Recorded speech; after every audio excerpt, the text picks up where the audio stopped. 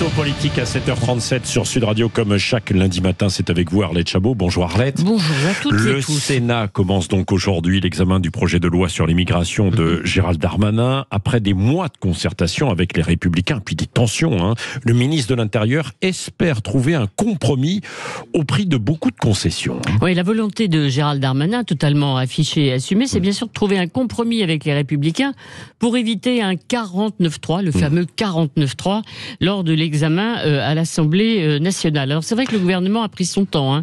Le projet a été annoncé en juillet 2022. Examiné au Sénat en commission en février dernier, et puis le gouvernement a appuyé sur le bouton pause, le temps de réfléchir, et donc reprise aujourd'hui de ces débats au Sénat. Vous vous souvenez aussi de la formule de départ de Gérald Darmanin: on sera gentil avec les gentils, méchant avec les méchants.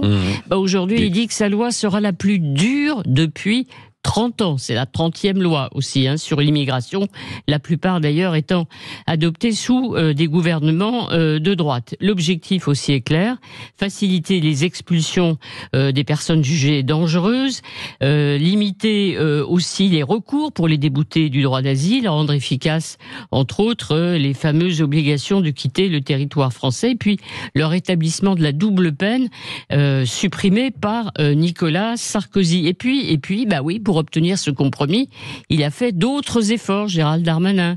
Notamment, il est prêt à transformer l'aide médicale d'État en aide médicale d'urgence. Par exemple, il pourrait même ne pas s'opposer aux fameux quotas que souhaite instaurer la droite pour contrôler le nombre d'émigrés chaque année. Reste ce gros grain de sable dont on parle, l'article 3, la régularisation des sans-papiers dans les métiers en tension. C'est une ligne rouge pour les Républicains depuis le départ, mais c'est aussi un dispositif auquel tient beaucoup la gauche de la majorité. Oui, alors Arlette, les Républicains justement, ils espèrent tirer un bénéfice politique de ce débat et marquer un point face au Rassemblement national. Oui, et face aussi évidemment au gouvernement. Ça ne sera pas si facile que ça. Vous avez remarqué, Emmanuel Macron a fait savoir hier soir qu'il était prêt à accepter une modification de la Constitution, élargir le champ du référendum sur des sujets de société. Justement, consulter les Français sur l'immigration, c'est ce que veulent les Républicains, le Rassemblement national aussi. Donc c'est une manière de couper l'herbe sous le pied, évidemment, de la droite. Deuxièmement, les députés républicains pourraient-ils refuser d'approuver un texte de compromis voté par leurs amis du Sénat ? Pas facile. Et puis, troisième point, en cas de 49-3, oseront-ils vraiment, comme ils le disent, déposer une motion de censure qui ne serait votée que par le Rassemblement national?